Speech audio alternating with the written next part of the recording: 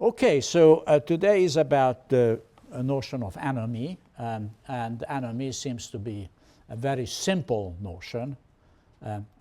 Anomie means the state of normlessness, and therefore it's very easy to interpret. It looks like it is very easy to interpret anomie. I will show that's far from the case. In fact, Durkheim has a pretty complex notion about abnormalities in the transition to a market economy, in the transition to modernity. But before I do so, let me come back to the issue of the division of labor in Durkheim. Though,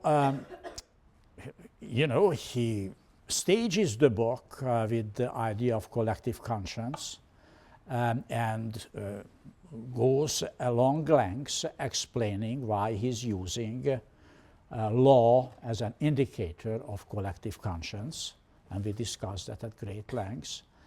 When it comes describing the crucial differences between mechanical and organic solidarity, he doesn't make much out of it, really. What drives the analysis of this distinction, right? Pre-modern and modern societies, to put in other words. The crucial criteria is actually the division of labor. What drives the story is the division of labor. So in this sense, in fact, I think Durkheim can be understood as being greatly inspired by Adam Smith, right? Who also saw evolution of human societies, as you recall, as a gradual evolution of the division of labor. Durkheim just does not offer such complex or sophisticated periodicization of societies, right? Hunting, gathering, and animal husbandry, and agricultural and commercial. He just makes this bipolar distinction between mechanical and organic. But if you ask, well, yes, there is a difference in the legal system, but what is fundamentally different is the division of labor, right? Mechanical solidarity has little division of labor based on similarity of the actors in the society. Organic solidarity has a great deal of division of labor and a great deal of the similarity of the action. And this is puzzling because the question is, if it is such a high level of division of labor and such a great diversity, where on earth solidarity will come from, how we hang together. So that's, I think, we should appreciate how important the division of labor for Smith from Durkheim was. By the way, in some ways, even the early Marx in the German ideology also tried his periodicization of society with the division of labor. So I think this is also the influence of Adam Smith. So I think there is a clear Adam Smith impact on the work of Durkheim on the types of solidarity. There is also another issue I would like to mention. I pointed out that how important, right, Montesquieu was for Durkheim, and it's obvious. He acknowledges his debt to Montesquieu. Start the book with collective conscience and the notion of and law as the best empirically observable indicator of this collective conscience comes, of course, directly to Montesquieu. But there is another less frequently noticed impact of Montesquieu on Durkheim, and that makes actually Durkheim a very interesting author for us today. As I mentioned, he primarily has an impact today with his later work as the cultural analyst. But in his early work, he responded to another stimulating idea of Montesquieu, and that is the interaction between social system and the environment and the ecological system. I mean, I went at some lengths in the lecture on Montesquieu to show how important it was and how unique Montesquieu's contribution was, and how important it is for us today, though he made it in a very naive way. Durkheim actually has a much more sophisticated and complex understanding of the relationship between environment and society, and the type of solidarity and the division of labor in society. Unfortunately, this is a sort of a neglected element in Durkheim. Too bad, because in fact, the problem of environment and studying environment should be a central issue in economics, political science, sociology, and anthropology. And it is not quite as central as it should be, especially, I think, in political science and sociology and anthropology. The study of environment is too narrowly focused on environmental social movements. Well, Durkheim has a different interesting take, which I think should inspire social researchers, be they economists, political scientists, sociologists, or anthropologists. What is it? Durkheim, in the division of labor, has a core of an idea what one can call the ecosystem, right? He sees an interrelationship between the physical environment, the size of population which lives in this physical environment, the technology which is used in this environment and the division of labor, and the type of social organization what we have, what kind of social solidarity you have. Let me just put this on the blackboard. I think this is rarely noticed. You will rarely hear in Durkheim's lectures or rarely read about this when you read about Durkheim. So the idea is that you have the environment, you have the population, you have technology, and you have social organization. And this constitutes a system, right, which interacts with each other.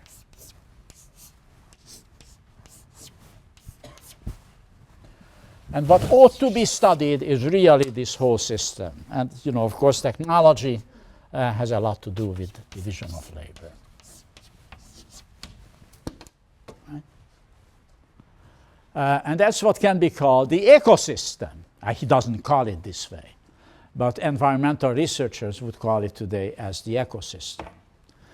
And I think this is an extremely productive way for social scientists to think about the problems of environment, right?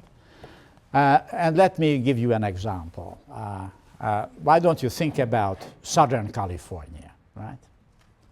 Southern California, before the Europeans appeared on the scene, right, was a very dry climate, suffered from the lack of water resources. So the Los Angeles basin probably could accommodate a livelihood for something like 20,000 people, right? These 20,000 people, right, lived in this very arid environment, used very elementary technologies, and had a very limited division of labor.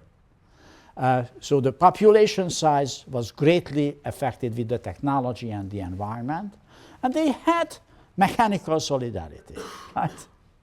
That was the way how society was organized. Now, today, we figured out how to solve the hydraulic problems for the Los Angeles basin for the time being. Don't hold your breath, because in no time we may have a major crisis. So in the same basin where 20,000 people lived, now 20 million people live, but they live at a very high level of technology. We successfully pollute the air, which is hard to breathe in downtown Los Angeles during a hot summer day, right?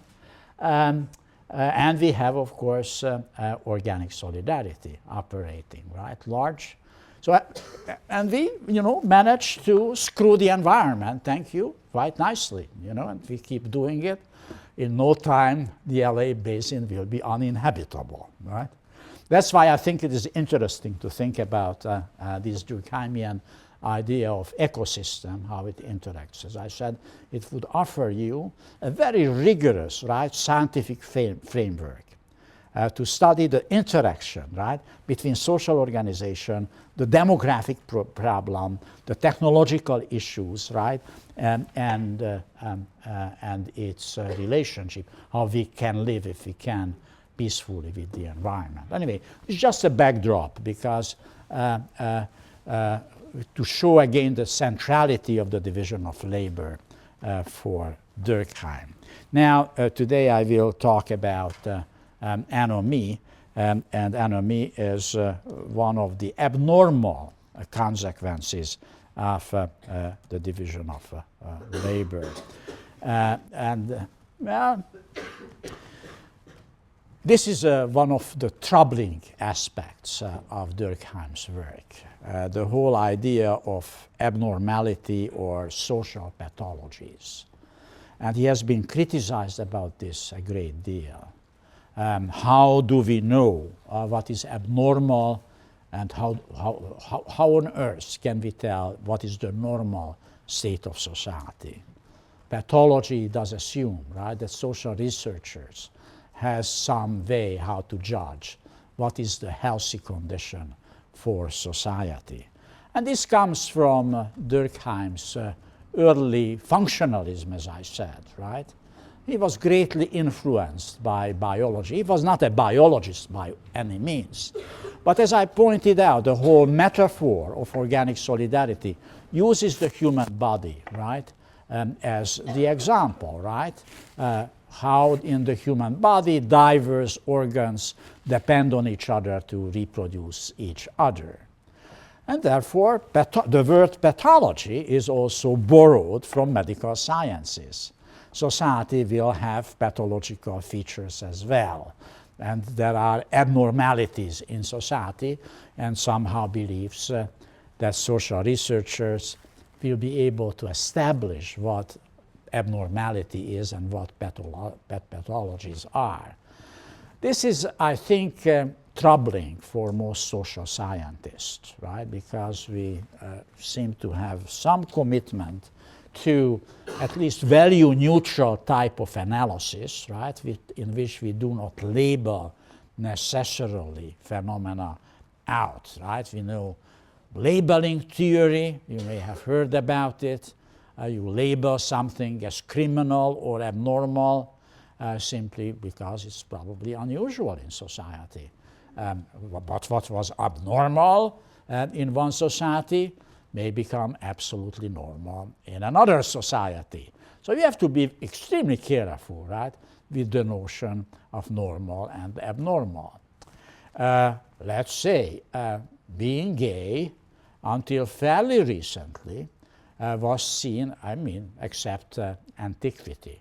But for most human societies and most cultures, being gay is seen as a kind of abnormal behavior. Today, very few people will think about this, at least in a country like the United States, that somebody gay is abnormal, right? So what sexual behavior is normal or abnormal depends on the times, right? It's really not the job of the social scientist to be able to decide, what kind of sexual behavior should be called normal or abnormal. The best we can do, why on earth some people call some sexual practices abnormal and others normal? Why is there differences in a society, accepting some kind of sexual behaviors and not others, right? That is a question what social scientists could study. Anyway, this is, I think, clearly a problem for contemporary social scientists with Durkheim's work. But anyway, he did believe that he is capable to show that some abnormal development do take place. He was especially, as I pointed already in last lecture out, on the transition from mechanical to organic solidarity. And when that happened, then pathologies could emerge. And again, put it into the social context. Durkheim is writing in the 1890s and early 1900s. He's in Bordeaux, and then he's moving to Paris, the city of the sin, right? And he sees all the signs of social pathologies, right?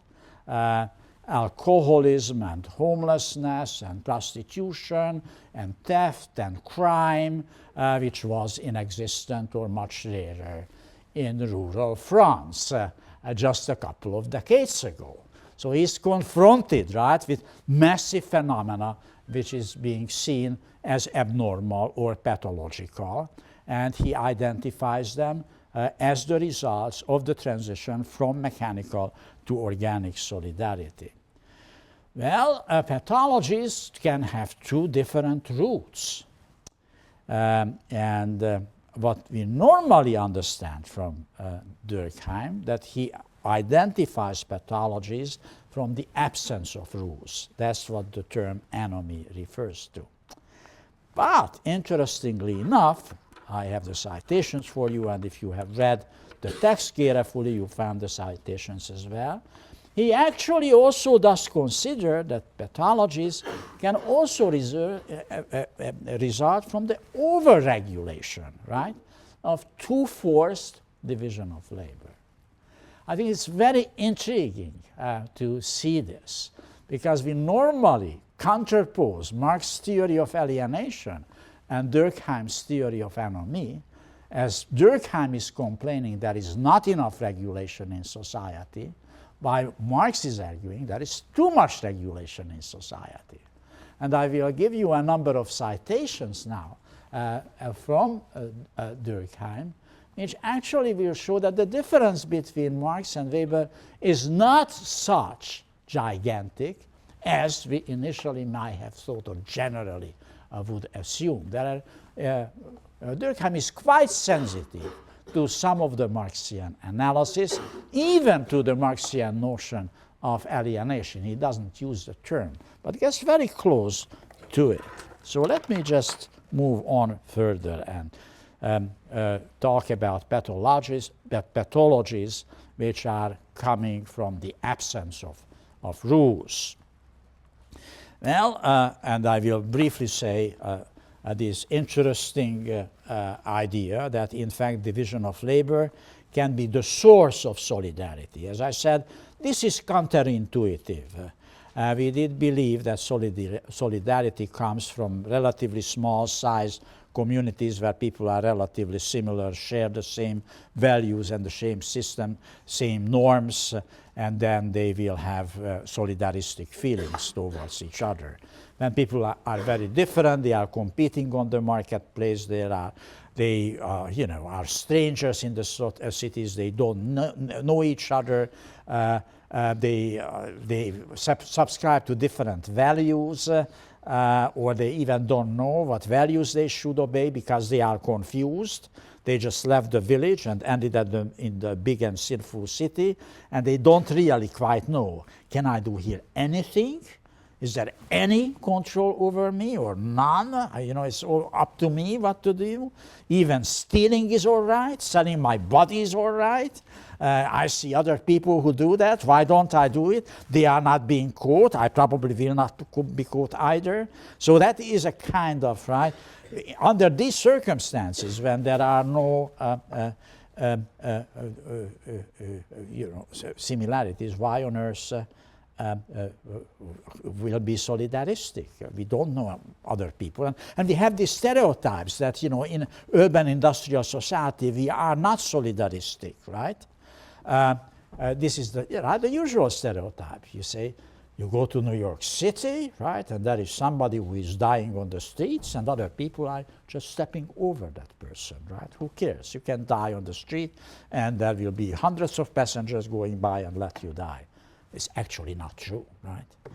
If you ever have seen anybody, feeling ill in Times Square, I mean, there are usually a lot of people who rush to it and say, "Are you all right?" or that kind of stuff. But anyway, but you know the stereotype, right? So usual stereotype about the cities. Anyway, so it's puzzling why a society which is so different, anonymous, and such a high division of labor can be solidaristic. Then he defines various pathologies. And interestingly, pathology one sounds very similar, very close to Marx. Well, there is crisis in the system, and there is increasing class conflict, and this class conflict is pathological. And the second one, and it again something which is not all that different from old Karl Marx. Division of labor can be too excessive, and too much division of labor can lead to pathological consequences. And finally, his unique contribution that pathology can come from the lack of regulation, and that's what he calls anomie. Now let me work on this and also the concept of anomie a little more. So here it is, the division of labor as a source of solidarity, right? He said, well, normally the division of labor produces social solidarity. But it can happen that there are the opposite results, right? So therefore, he said, when we know when division of labor creates social solidarity, then we will be better equipped to figure out when actually social solidarity has pathological consequences. And as you can see from the citation, he directly cites the medical metaphor, right? Here, as elsewhere, pathology is a precious ancillary to physiology. So you start with physiology of society. You identify when it works normally, and then you will be able to show when it is pathological, right? That's the fundamental idea. And this is in a way how he tries to get off the hook of the problem that he actually capable to tell what is pathological. All right, now the first pathology is actually about class conflict. He said, well, and I think Marx would not have been particularly unhappy with this citation, right? As labor becomes increasingly divided, there are commercial crises, there are bankruptcies, there is hostility between labor and capital, and then all these conflicts become more frequent, right? Well, in traditional societies, in mechanical solidarities, well, these class conflicts were rare and unusual. Well, today, they are not all that unusual. And he uses the term working class, right? He said, part of the working class do not really desire the status assigned to them, right? Well, not quite a theory of exploitation, but certainly an expression that too high level of division of labor, in absence of other, can create intense class conflict, which is a pathological consequence of high division of labor. Then he goes on and he writes about excessive division of labor. He has not read the Paris manuscripts, which was not published, of course, for 14 more years after he died. But, yeah, you have read the Paris manuscripts, and you can see these interesting parallels. The individual will isolate himself in his own activity.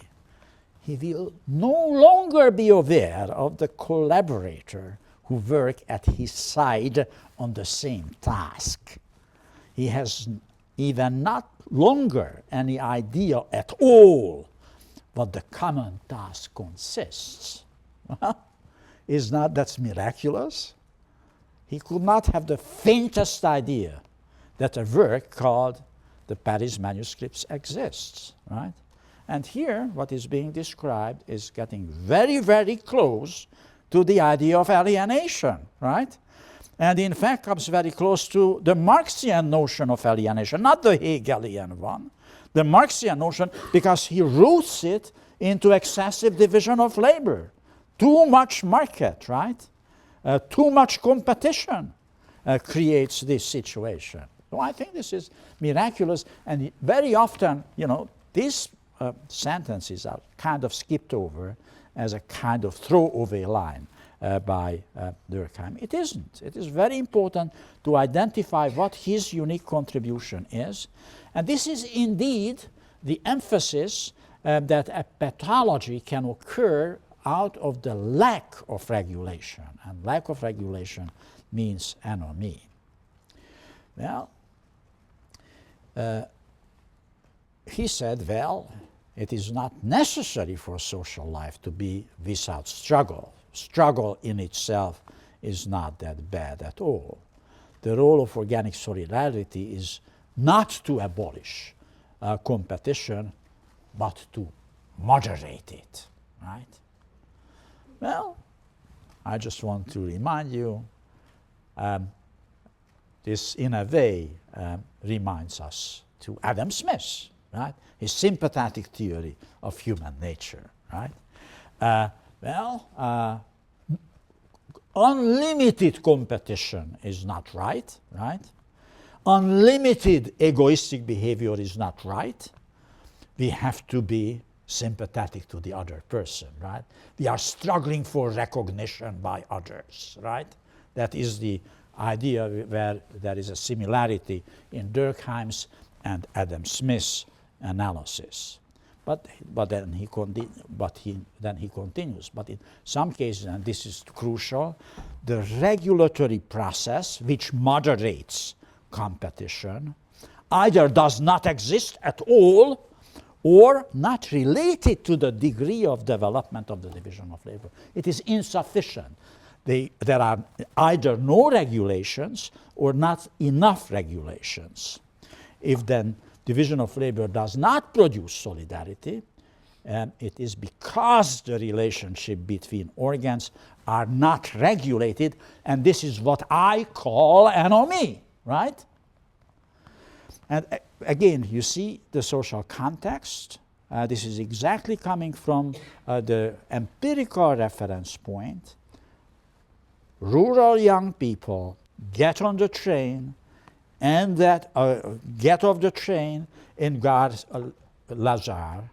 Saint-Lazare, and then they walk into the street in wild Paris, the sinful city of Paris, and they are lost. Suddenly their value system, what they were told back home in the village, collapses, right? Back in the village, they knew exactly what they are supposed to do. Everybody knew them, and they also knew if they are breaking the laws, right, of the community, they will be immediately punished because there will be gossip spreading around, and get back to home, and mom and dad will exactly hear what you have done on the street, what you were not supposed to do. Now you are in Paris. Nobody has the faintest idea who you are. And even you don't know what other people expect from you, right? It looks like this is the realm of freedom. You can do anything, right? Well, back home in the village, if you were engaged, you better do not hold hands with another partner on the street, right? Because then the gossip will back to your fiancée and to her parents or his parents and your parents immediately. And there will be a scandal. Well, if you are walking on bull mish, you can do anything. You can hold the hand of anybody. You can kiss anybody, right? Nobody knows who you are, right? So that's it, you know, that is the problem, right, of anomie, that people enter in a society in which they are lost. Let me just labor a little longer on the idea. And here again see that even the notion of anomie, I mean, it's probably, I don't know whether how much it is he's making his argument too complex, or Marx's idea of alienation was too complex. But you can see here again some similarities even between anomie and the Marxian notion of alienation. He said the division of labor may reduce the worker to the role of a machine.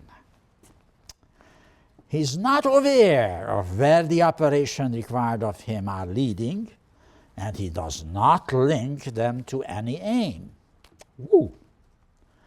Every day he repeats the same movements with monotonous regularity, but without having any interest in understanding of them.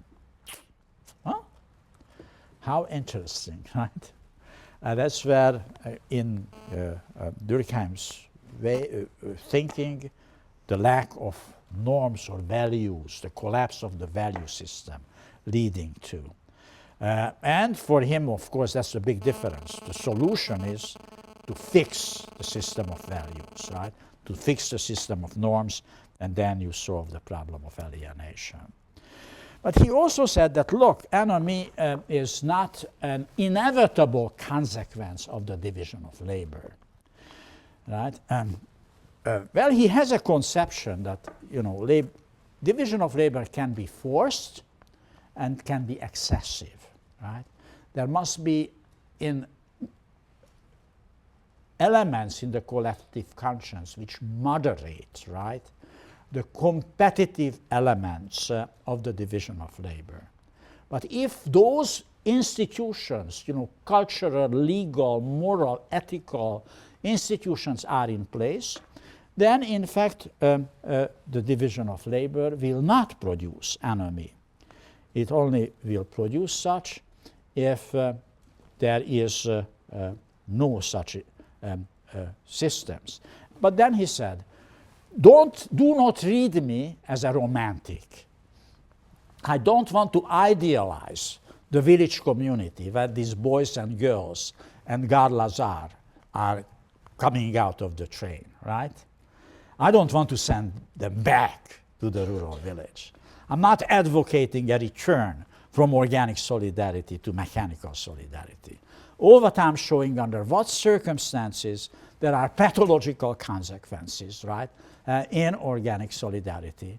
And therefore we have to find the proper medication, the proper cocktail of drugs by which we can cure this disease, right? That is the key idea. Well, and now another very interesting argument, which is usually neglected in reading Durkheim. He said, look, there are pathologies in society which are coming from overregulation and forced division of labor.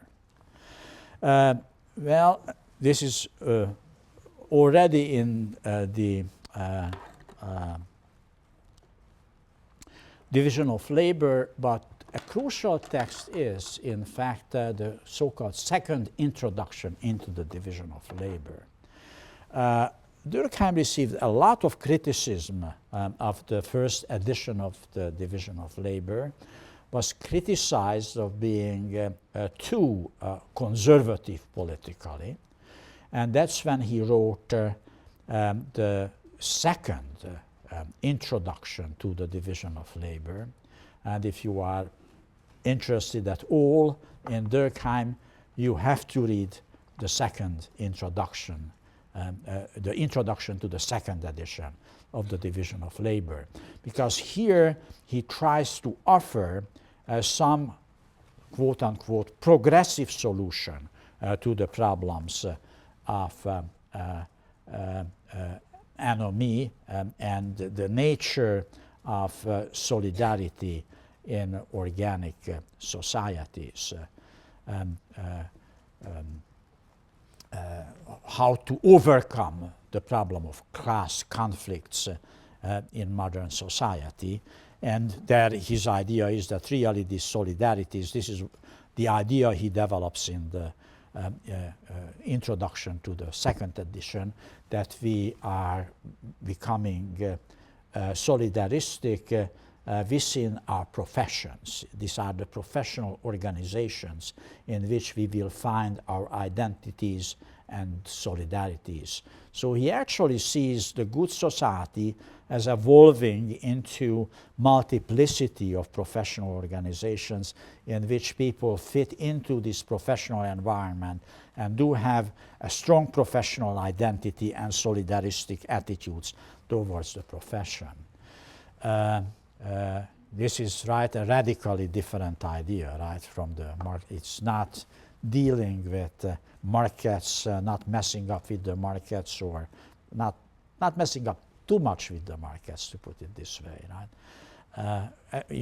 professional organizations, if they are effective, they do mess up with the markets, American Medical Association does mess up because it's a kind of trade union, which makes sure that the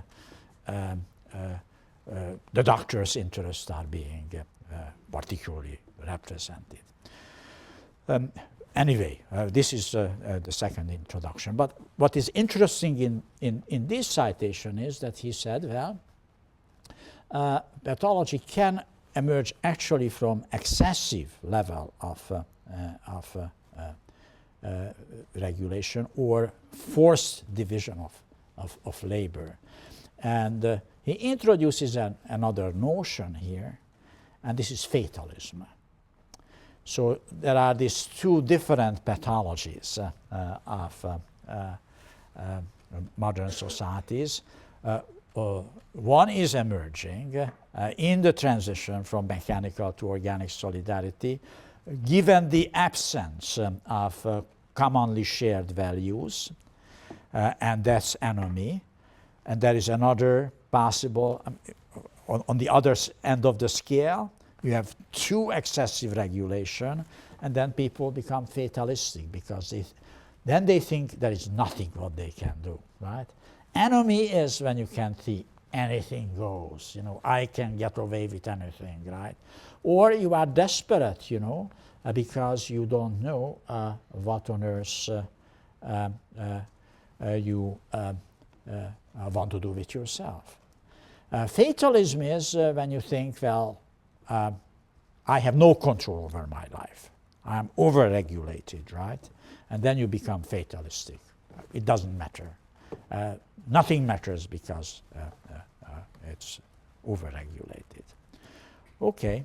Now let me just very briefly compare these three ideas of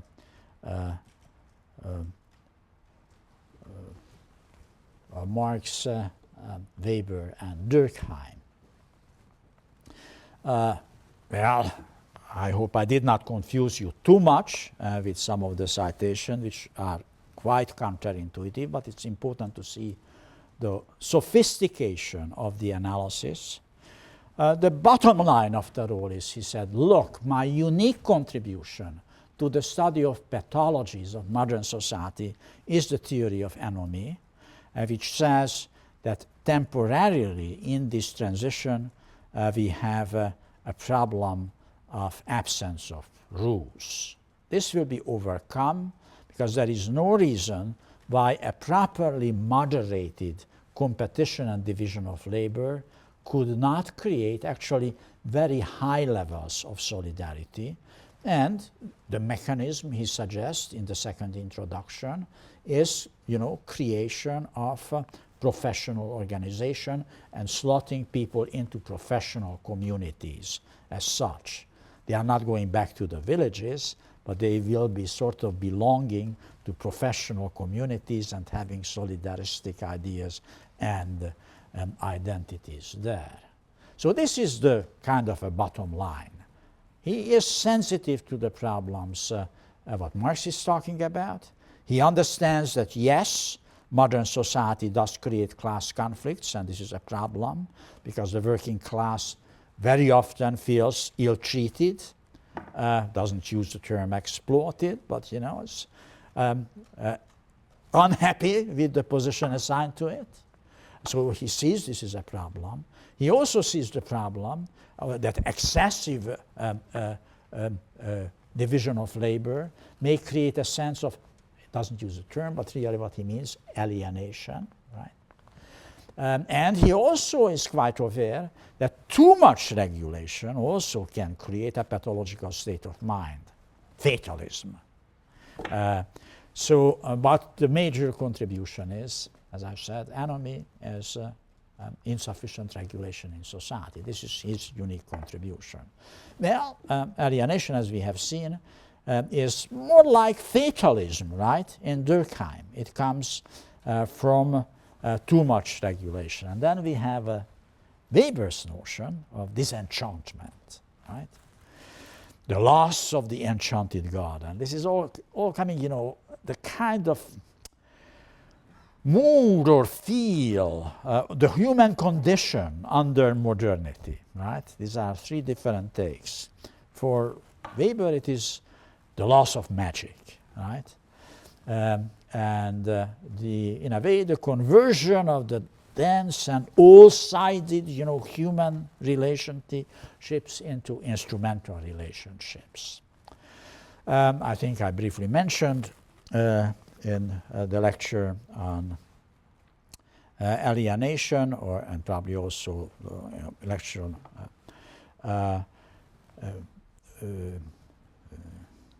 Weber, that this is actually very similar to the ideas of George Lukács, who was a Marxist philosopher and who developed the theory of reification. Weber is developing the theory of disenchantment. What is the problem of modernity? That we lost the enchanted garden, that we are too rationalistic, too cold, too instrumental. At a time when Lukács is shifting from Hegel to Marx and invents the idea of reification. And they happen to both live at that time in Heidelberg, and George Lukács, who was a young man at that time in his 20s, was a frequent guest in the Weber house, in the saloon run by Mariana Weber. So there is clearly a mutual influence on Lukács' unique interpretation of Marx's theory of alienation, that human relationships are becoming reified, and Weber's notion of instrumentalization of life, which is, I think, distinctly different both from the theory of anomie and alienation. Okay, a final note on Durkheim's theory of human nature. What was his theory of human nature? And here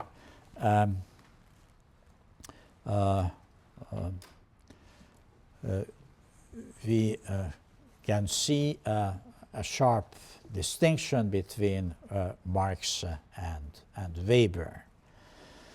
Marx, mainly following Rousseau's line, basically believed that he did not have the notion of a state of nature any longer. By the mid-19th century, people got tired and get rid of it. But he used the term species being.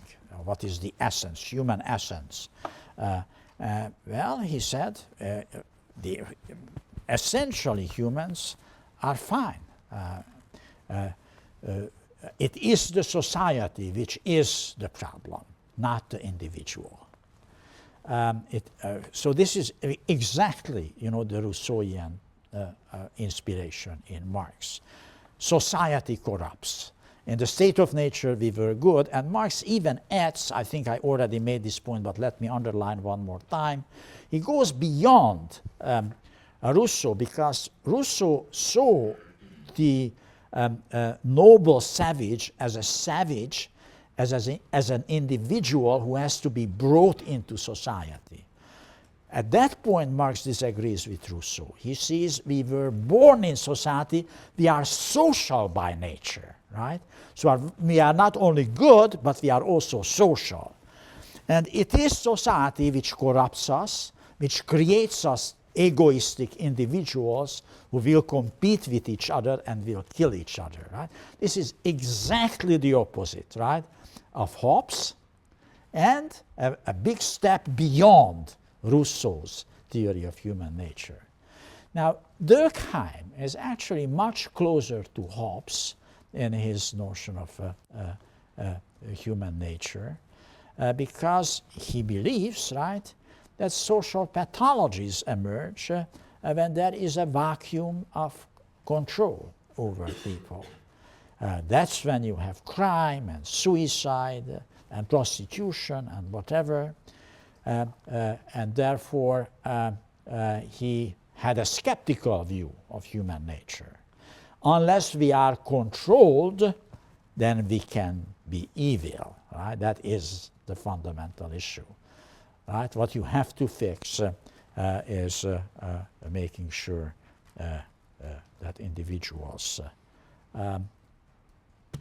develop the proper value system. Thank you very much, and have a wonderful Thanksgiving break.